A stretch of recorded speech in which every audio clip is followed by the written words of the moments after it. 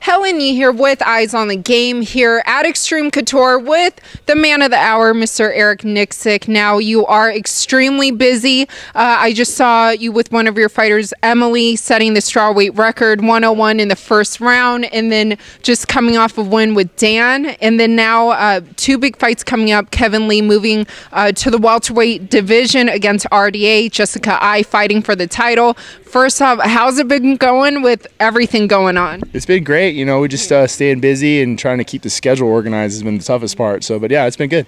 Yeah, now, first off, I do want to talk to you about the wins of Emily and Dan. Can you kind of, talk about that? Because we just mentioned it a bit off camera, how, it seems like lately, like your fighters, they're not just winning, they're making statements. Well, I think with Emily, first and foremost, is that she just really believed in the system forever. We've had her since she was an amateur, and really a lot of that credit goes to Coach Dennis Davis. They work together a lot. She's been doing all the little things that she needed to work on to get better, and she's very constructive. You know, we get a good win, even in a win, she comes back to the drawing board and wants to know how she needs to improve.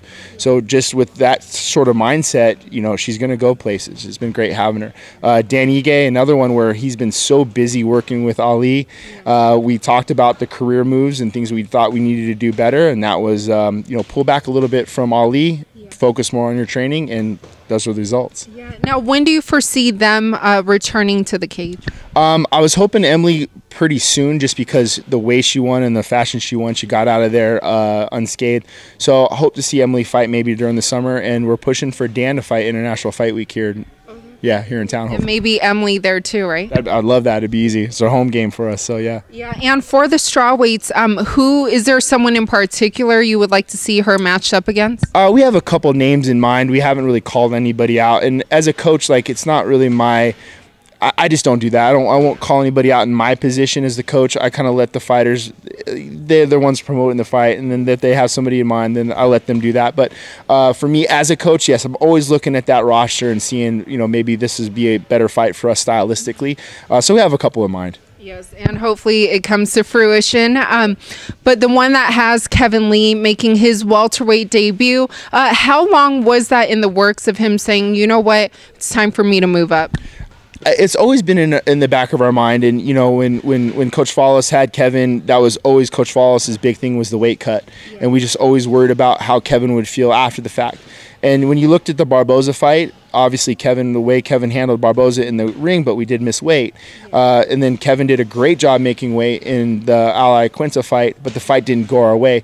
Again, it could be something with the weight cut and the cardio. So as a team, we sat down and we looked at a couple different options. We looked at moving up to 170 and trying to find somebody that was maybe in 155 or that moved up to 170. So the RDA fight did make a lot of sense for us. And then on the flip side of that was, if we stayed at 155, finding the right matchup as well. So we looked at both sides of it, and a lot of the guys at 155 didn't want to sign on the dotted line.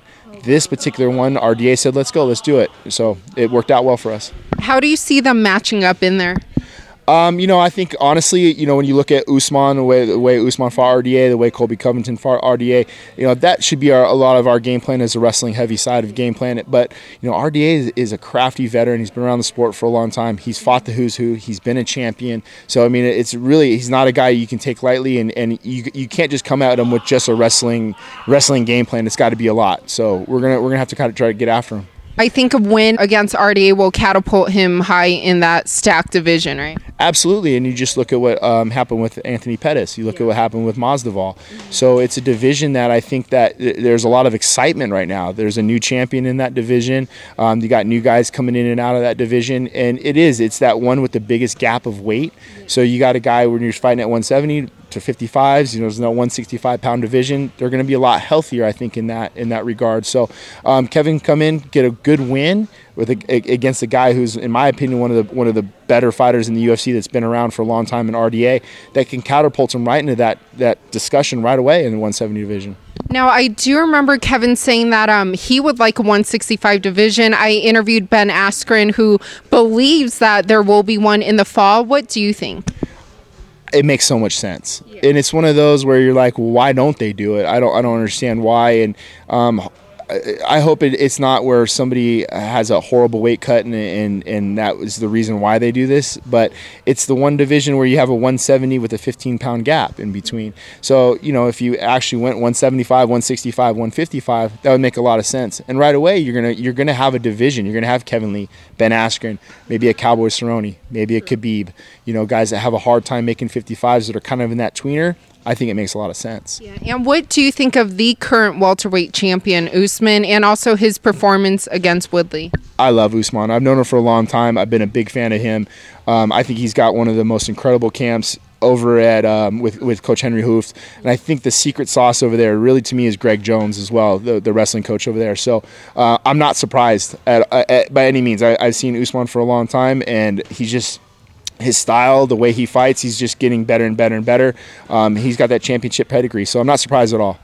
And so far during his camp, have you noticed a big difference with Kevin in terms of, I mean, is he happier or does he look faster in there? Like, how do you feel about that? Well, we got to work a little bit last week, and then he's on the road right now in Rochester doing some media stuff. So he sounded really excited, and I think RDA is going to get anybody excited. Yeah. You know, fighting RDA is to me, no matter what weight class you're in, the excitement of fighting him is going to be the most imperative. But yes, he did, knowing that we didn't have to sit in that freaking hot bath all day, he was pretty happy. So yeah. And then someone else who's happy, who I just interviewed, Jessica I, undefeated in the flyweight division, going 3-0 right now. She spoke a lot of great things about you. First camp working with her, but I do know you guys have, you know, a bit of a history when she came to Vegas before. So can you kind of talk about that? Well, we've been friends for a long time. It's, you know, it's a small knit community, especially when you're on the road a lot with fighters. You meet and you talk, and we've always kind of hit it off as far as like a friendship role goes. And I like her coaches a lot over from Strong Style Gym. So when she decided to come out to Xtreme Couture, we talked on the phone. I was really happy to hear that she wanted to come here. And I just hope to kind of carry on that torch of what Strong Style built from her, and we can kind of help her and get to that process and go win a title. Now, she said that winning a title, she would be so happy to not only bring it back to her home, but also here at Xtreme Couture. And she also mentioned it would mean a lot for her to bring it back, like how Miesha Tate has. So can you kind of describe what it would mean for you? Well, when Miesha beat Holly Holm, it felt like a gym thing. Like we all were involved. We all were backed, and that was credit to Coach Follis. He made sure that the whole team and the whole gym was involved in pushing. So when she won that belt, it felt like we all won that belt. You know, so I think for me as Jessica I's coach, I have to make sure, because this is a new team for her, that we get her involved in the gym the same way Miesha was. You know, Miesha always had barbecues. We did movies together. So the camaraderie there for Miesha was big, and it kept the team involved. Whereas Jessica's new here, we have to kind of get her back in and make her feel comfortable first. We have 11 weeks, I think, till the fight. So we got our work to do, but I think with getting the gym and the team behind her, we're going to have that same sort of feel environment. And according to her, it seems like you guys have done a great job so far. How do you think she and Valentina match up? And with Valentina's Muay Thai background, but Jessica's very well-rounded and a great striker.